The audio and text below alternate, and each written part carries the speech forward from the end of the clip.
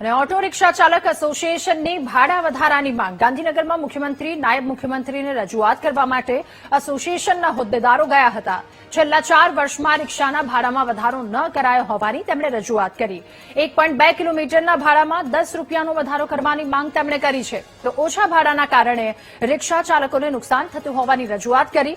ભાડામાં વધારો નહીં કરાય તો રાજ્યના 20 લાખ રિક્ષા ચાલકોની મતદાન બહિષ્કારની ચીમકી।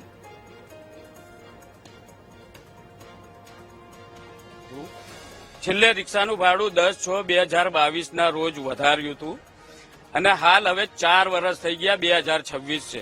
જો કે નિયમ એવો છે કે દર વર્ષે એપ્રિલ કે મે માં રિક્ષાનું ભાડું રિવ્યુ કરવું પડે, પણ છેલ્લા 4 વર્ષથી રિક્ષાના ભાડાને રિવ્યુ કરવામાં આવ્યું નથી। એટલે અમારે લોકોની ડિમાન્ડ છે કે પહેલા 1.2 ના જે 20 રૂપિયા છે તેમાં 10નો વધારો કરીને 30 રૂપિયા કરવામાં આવે અને ત્યારબાદ દરેક કિલોમીટરના 15 રૂપિયા છે તેમાં પણ 5 રૂપિયાનો વધારો કરીને 20 રૂપિયા આપવામાં આવે।